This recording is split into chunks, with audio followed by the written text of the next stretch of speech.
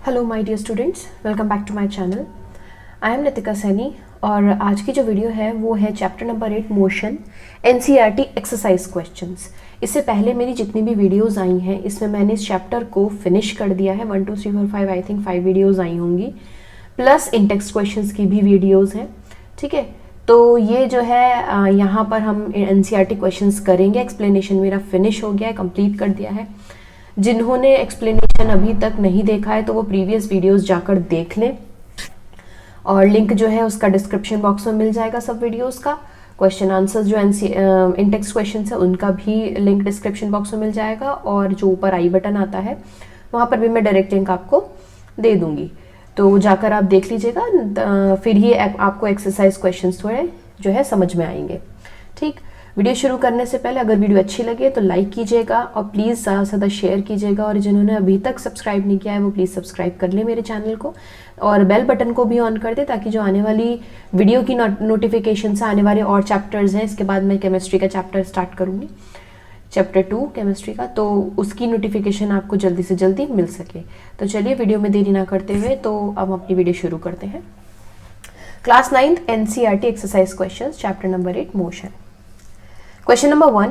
An athlete completes one round of a circular track of diameter 200 meter in 40 seconds.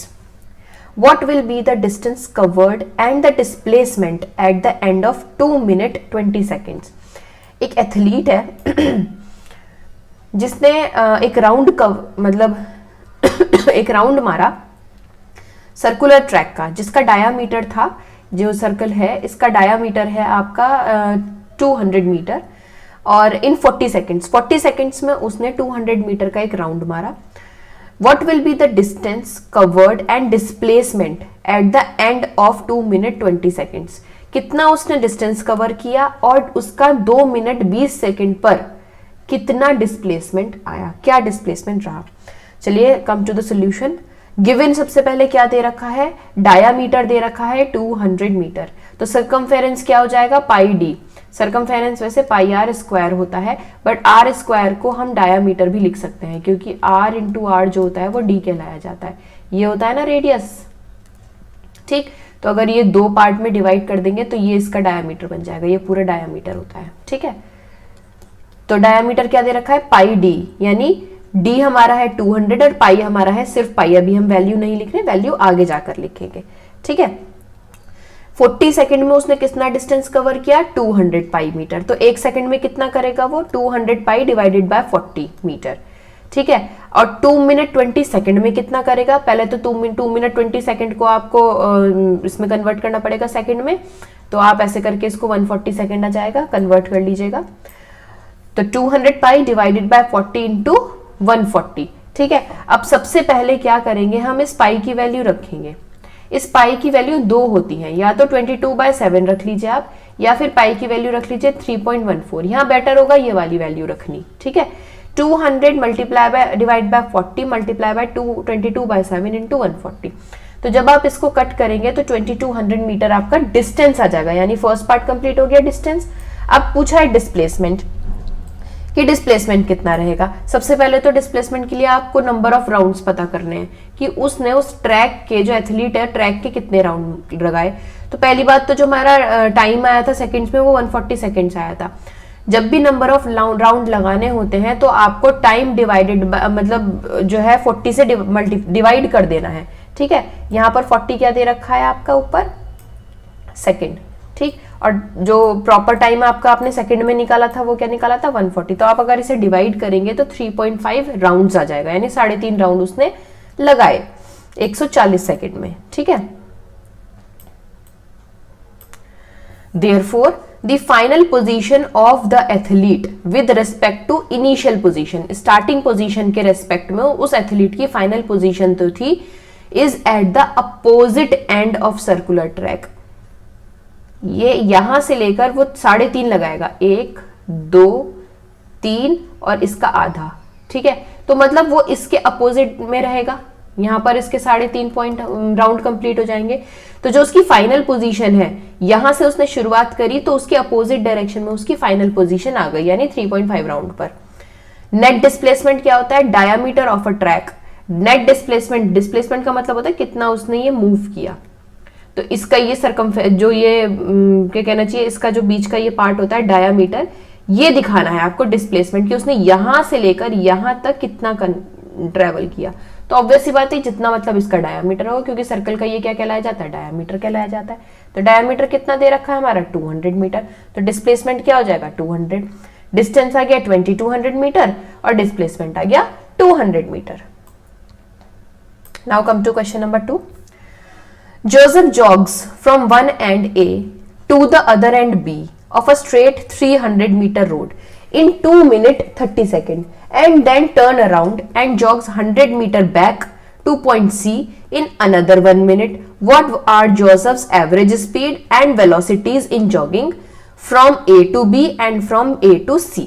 सबसे पहली बात, Joseph है, उसने पॉइंट A से पॉइंट बी तक 300 मीटर का एक रन लिया, ठीक है, वो जॉग करके गया, ठीक, 2 मिनट 30 सेकंड में, ठीक है।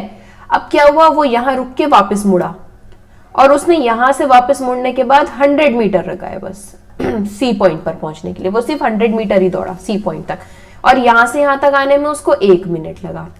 तो फिर उसकी एवरेज स्पीड क्या है, अगर वो ए से बी तक जाता है जॉग करते हुए तब उसकी एवरेज स्पीड क्या निकलेगी, और ए से सी तक आता है तब उसकी एवरेज स्पीड क्या निकलेगी, ठीक है।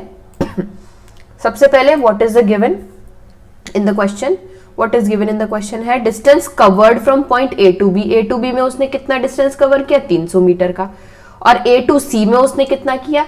जब आप ए टू सी देखेंगे तो ए टू सी निकालने के लिए आपको ए बी में से बी सी को माइनस करना पड़ेगा, बड़े में से छोटे को माइनस करना पड़ेगा, तभी तो आपको रेस्ट ऑफ द पार्ट आएगा निकल के, है ना।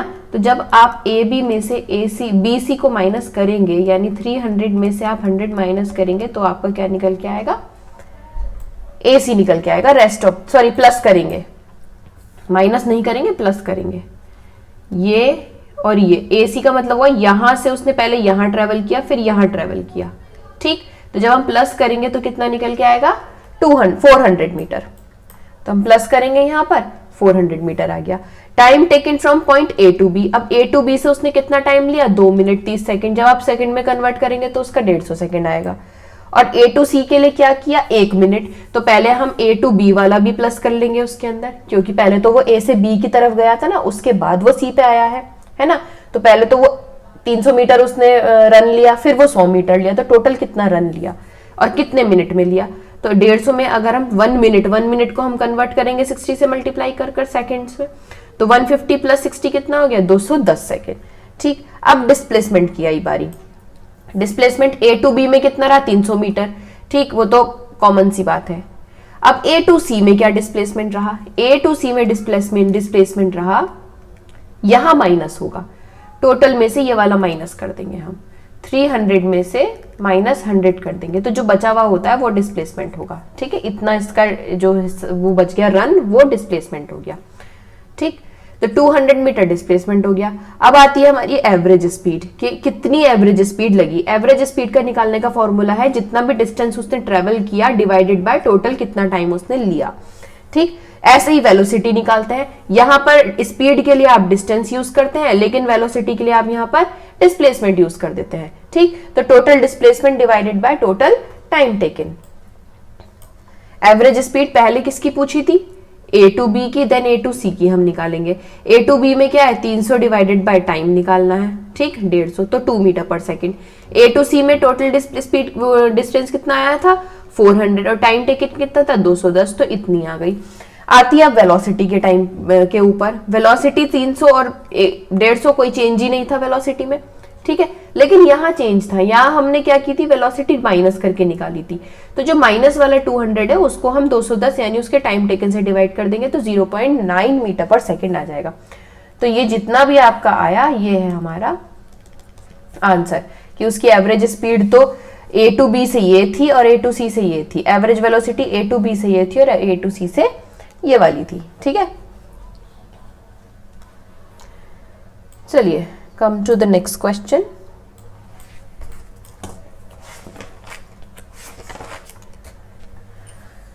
Abdul while driving to school computes the average speed for his trip to be 20 kilometre per hour. Abdul जो है वो स्कूल से ड्राइव करता है, स्कूल से निकलता है और उसकी एक एवरेज स्पीड होती है ट्रिप की वो होती है 20 किलोमीटर पर आवर की। ऑन हिज रिटर्न ट्रिप तक पहुंच जाता है वो, ठीक है, इतनी स्पीड से। जब उस ट्रिप से वो वापस आता है सेम रूट लेकर, ठीक, तो उसको कम ट्रैफिक मिलने की वजह से उसकी एवरेज स्पीड 30 किलोमीटर हो जाती है, ठीक है, बढ़ जाती है।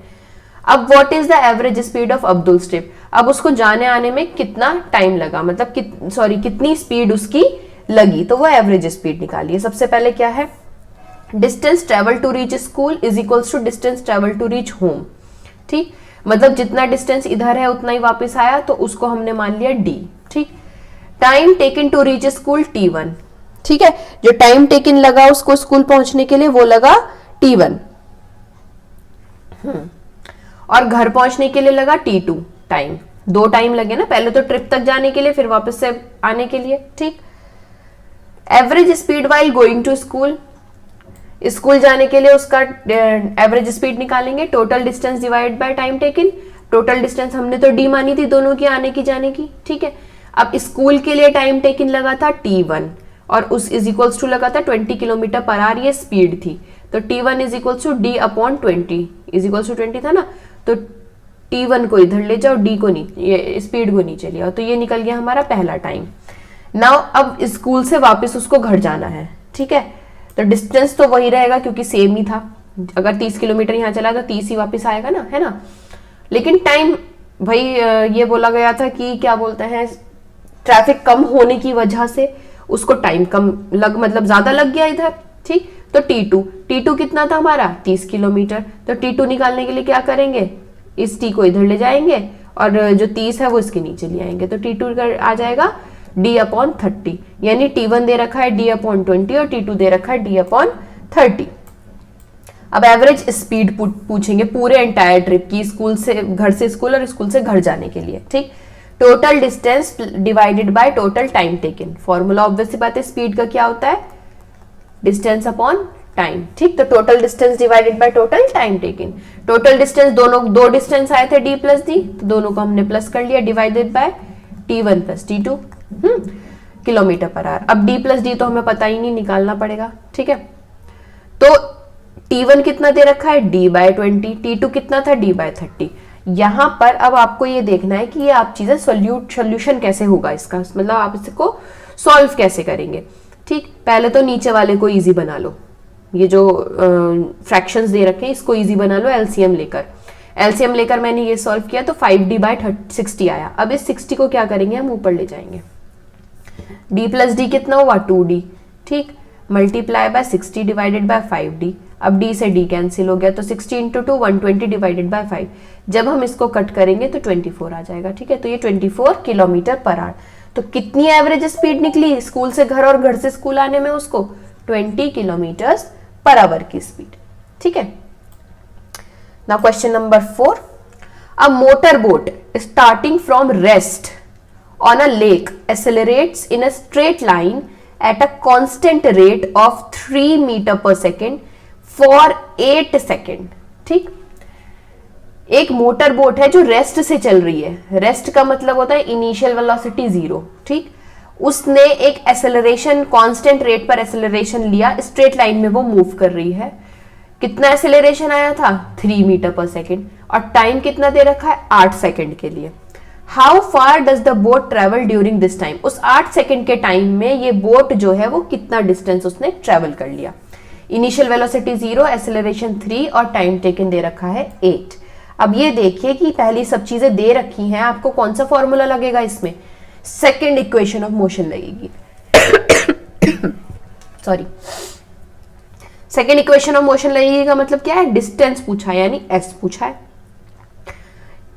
s is equal to ut plus half at square, simple सा फॉर्मूला है। सारे जितनी भी न्यूमेरिकल नंबर्स हैं ये सब इस फॉर्मूले में पुट कर दीजिए, जो भी चीज आपकी गिवन है। s is equal to 0 multiply by 8 plus half into 3 into time, 2 बार लिखा हुआ है। जब आप इसको सॉल्व करेंगे तो 8 सेकंड में वो 96 मीटर का डिस्टेंस उस मोटर बोट ने ट्रेवल कर लिया। Now question number 5, a driver of a car traveling at 52 km per hour applies the brakes and accelerates uniformly in the opposite direction। एक ड्राइवर जो है वो इतने किलोमीटर पर आवर की स्पीड से गाड़ी चला रहा है, उसने ब्रेक्स मार लिए, ठीक है, और अपोजिट डायरेक्शन में रुकनी शुरू होती है गाड़ी थोड़ी थोड़ी। The car stops in 5 seconds, car जो है वो ब्रेक मारने के 5 सेकेंड बाद रुकती है। Another driver going at 3 kilometre per hour, दूसरा एक और ड्राइवर है वो 3 किलोमीटर पर आवर की स्पीड से चल रहा है इन अनदर डायरेक्शन, दूसरी डायरेक्शन में। Applies his brake slowly and stops in 10 second, उसने धीरे धीरे ब्रेक लगाए और ब्रेक लगाने के 10 सेकेंड बाद वो रुका।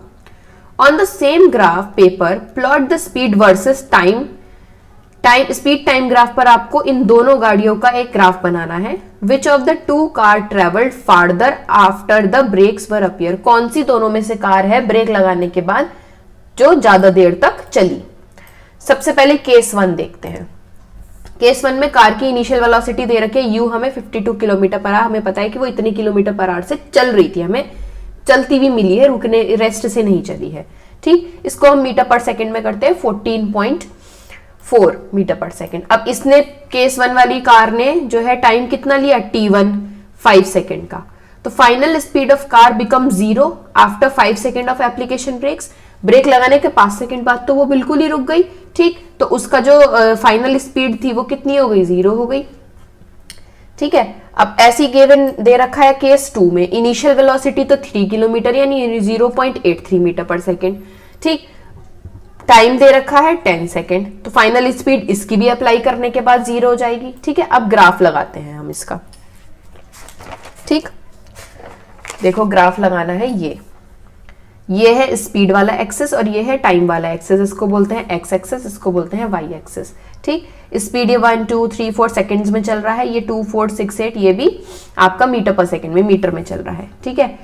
पहली केस 1 वाली गाड़ी तो 5 सेकंड आके ये वाला इसका डिस्टेंस हो गया, ठीक, और ये वाली गाड़ी जो है वो यहां आके रुक गई। इस तरह से इसका जो है हमारा ग्राफ बन जाएगा।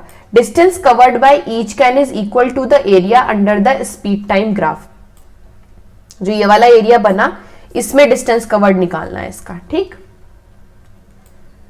Distance covered in case A S1 half into base into height, half into base दे रखा है 14.4 जो हमने अभी निकाला था, यहां पर पुट किया है ना हमने, ये 14 पुट किया है यहाँ पर 14.4, वो इसलिए पुट किया है क्योंकि हमने ये निकाला था अभी स्पीड, ठीक, और यहाँ पर 0.83 निकाली थी तो हमने ये 2 से नीचे रखा ये वाला, ठीक है, ये 2 से थोड़ा सा नीचे रखा हमने, 2 पे दिखा रखा है, एग्जैक्टली नहीं दिखा रखा क्योंकि मेरे पे ग्राफ पेपर नहीं था, तो यहाँ पर हमने ये 2 से थोड़ा नीचे होगा, ये 14.14 से थोड़ा ऊपर होगा, ठीक। तो half into base into height करते हैं। हाफ इंटू बेस क्या है, ये वाला ट्राइंगल बना था, ऐसे करके बना था ना, तो ये वाला बना था, तो हाफ इंटू बेस तो ये हो गया आपका और हाइट ये हो गई आपकी, तो half into OP into O R 14.5 into times, times आ रहा है आपका 5, ठीक है, तो 36 मीटर आ गया।